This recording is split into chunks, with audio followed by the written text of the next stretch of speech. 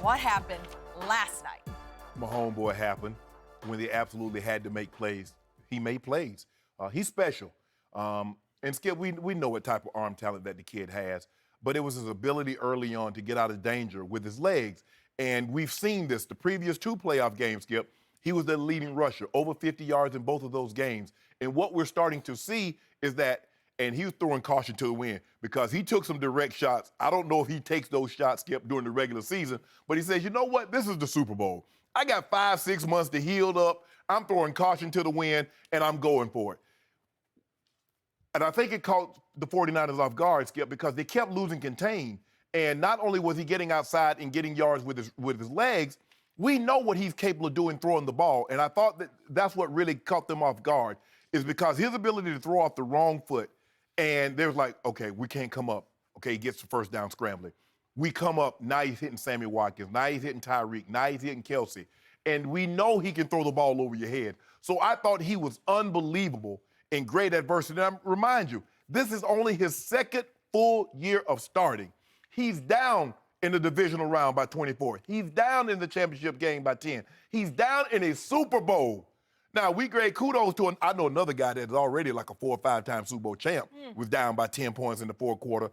And somebody he praised and adulation, and to this day, he'll show highlights of that. I'm not going to call the guy's name. I'm skipping my turn. 4 or 5 times champ. He's won 6 Super Bowls. But get it right. At least give him his credit. No, I'm saying at the time. Oh. I'm saying at the time, yes, we know. When is it my turn? It's going to be your turn in a few minutes.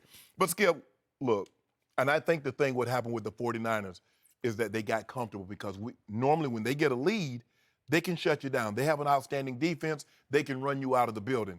But we know 20 points was not going to be enough. We've seen Patrick Mahomes in those starts. He's only scored less than 23 once. So if you thought 20 was going to be enough against him in that dynamic offense, you were sadly mistaken. But you got to have help. Because you're already up 20-10, so you got to do something foolish in order to let the Chiefs get back in the ball game. Skip, when they got that second interception, it was 20-10. Next 2 drives, they had 8 plays. 5 of them was passing plays. Skip, that's not what they do. I would have thought Kyle Shanahan would have learned his lesson. That's not who they are. Even if you stop me, Skip, at what I do best, I can live with that result. I'm a pitcher, a 100-mile-an-hour fastball.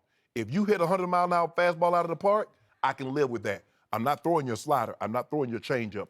And I believe the 49ers got away from what they do best, but Patrick Mahomes was at his absolute best in the 4th quarter. So, first point of order from this side of the desk. You are today disqualified. You are disqualified from gloating about my homeboy because in Miami, the great Shannon Sharpe, Hall of Fame tight end, flipped his pick to the 49ers. That is. The great Shannon Sharpe picked Jimmy Garoppolo to be the MVP of yesterday's Super Bowl. Am I right, Jenny Tapp? I am happy you are bringing this up. Thank you. Boom, boom, boom. So it's over. You can't even utter his name the rest of the show. Oh, no, that's what he's doing. It is over. You can't say, it's it. my homeboy. He does what he does. He does. No. You sold him out. You jumped his ship. You were all aboard 49ers because you played for the great Mike Shanahan, father of Kyle. I let my heart get in the way of my head. Okay, thank you. Now it's my turn. Thank you. So speaking of Kyle Shanahan, he has now been involved in 2 Super Bowls, one as obviously the coordinator for the Atlanta Falcons, and last night as the head coach and coordinator and play caller for the San Francisco 49ers. And now Kyle Shanahan will be remembered for blowing 2 Super Bowls. Not one, but he blew 2 Super Bowls in most people's eyes.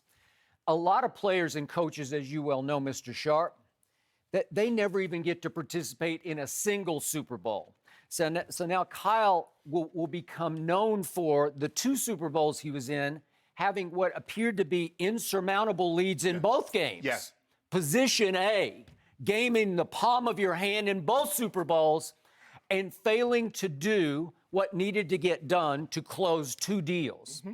So I'm not going to be a hypocrite about this because I told you, and this is a week ago we talked about it, I did not condemn Kyle for the Atlanta Super Bowl collapse because what had happened the night before in that game, the night before you were there at the NFL Honors, and Matt Ryan, you had predicted it because you had inside information. Matt Ryan was named the MVP of the league that year. He was. So I did not have a huge problem with putting the game in the hands of the NFL MVP to try to close the deal after Tom Brady and Bill Belichick had roared back from 28-3 down. And again, in that game, it took Matt Ryan taking a dumb sack and then one of those incredibly unfortunate holding penalties. That's what it took to derail the final drive that looked like it was going to cash and close the deal on the New England Patriots. So I'm going to give him a slight pass for the first one, but I'm giving him no pass for last night. That game is on the head of Kyle Shanahan, and you alluded to it, but the 49ers were clearly, to me, the better football team, all-around better football team. And at the crucial moment as we entered the fourth quarter, that game was San Francisco's to lose. They were in control in every way, shape, and form because what did we start to see? I predicted yesterday, Friday, right here on Fox and Fox Sports 1, that your homeboy would throw 2 picks, and he had mid-third quarter, early fourth quarter, 2 picks because he was struggling against a really good defense and a really good scheme and a really good pass rush that was starting to get to him. And he was pressing, and he was trying to do a little bit too much, and he had thrown 2 picks that were pretty bad because he was having, by his already legendary standards, a pretty lousy night. Right. In fact, at that point, it looked like it was going to be an abysmal night because he had only 10 points, and we're going into the fourth quarter. And all of a sudden, the second interception leads to 1st and 10, San Francisco at its 20-yard line. And again, what do the 49ers do best? They run the football. They just rip and slash you running the football. It's creative. It's a lot of smoke and mirrors. It's a lot of sleight of hand. It's a lot of motion and misdirection. It's sis, boom, ba. It's here, there, and everywhere. And that kid, Debo, whoo! Is he not maybe the new beast mode of receivers? He was unbelievable. Hey, he was unbelievable for 3 quarters because through 3 quarters, this team had 109 yards rushing through 3 quarters. Right. That'll work, right? Yes. So clearly, the blueprint by which Mike Shanahan led your 2 Bronco teams to Super Bowls was Terrell Davis down your throat, right? Yeah. So what happened at that moment? They give it to Mostert on 1st down, and the great Troy Aikman, live on Fox, had this to say if we could hear this.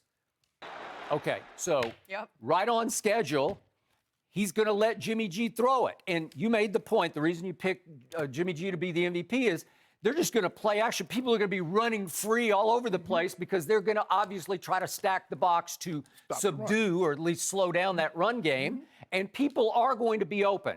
I thought Jimmy G from the start last night was not very accurate. No. Even that was not a very accurate ball. They showed it, and when he throws the ball, he's like, like it got stuck in his hand. I'm like, dude. All you got to do is just hit Kittle. Just let it go. Yes. He's like pulling the string. He's trying to get too fine with it, right? Yes. Okay, but that one worked. But then it's more Jimmy G. He's going to throw it, and he's going to throw it. And I'm saying, what are you doing? Because clearly, if you get Debo back involved on sometimes it's jet sweep, sometimes it's just like a toss reverse. Right. Whatever. Just let him run the ball some. Right. At least get him a couple of touches in the fourth quarter. He does not touch the ball the rest of the way. Mostert touched the ball, ran the ball 4 times in the fourth quarter, and clearly they just got away from what got them there. Right. It's the old Texas expression, you dance with who brung you. Right. Well, he started dancing with Jimmy G. Right. And I started thinking about But Jimmy G looked good. Okay, yeah, the right. one that brought him there didn't look that good. But what was the big theme of Super Bowl week? They're defending Jimmy G. Right. He got us here. He's a Super Bowl quarterback. I was wondering if Kyle might have watched our show on Fox, which was 11 Eastern yesterday. Right. He might have been in his hotel room watching Shannon Sharpe say, I got Jimmy G for MVP. And maybe, I think that would, seriously, I'm not kidding about this. I think that would have impact on Kyle Shanahan. Like, you know what?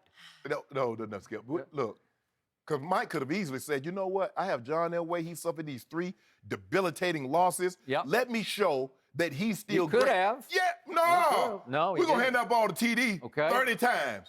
Thank you for watching. You can subscribe here to get the latest from the show, and be sure to check out more of the best clips from Undisputed, or go watch a few other segments from our other shows on FS1.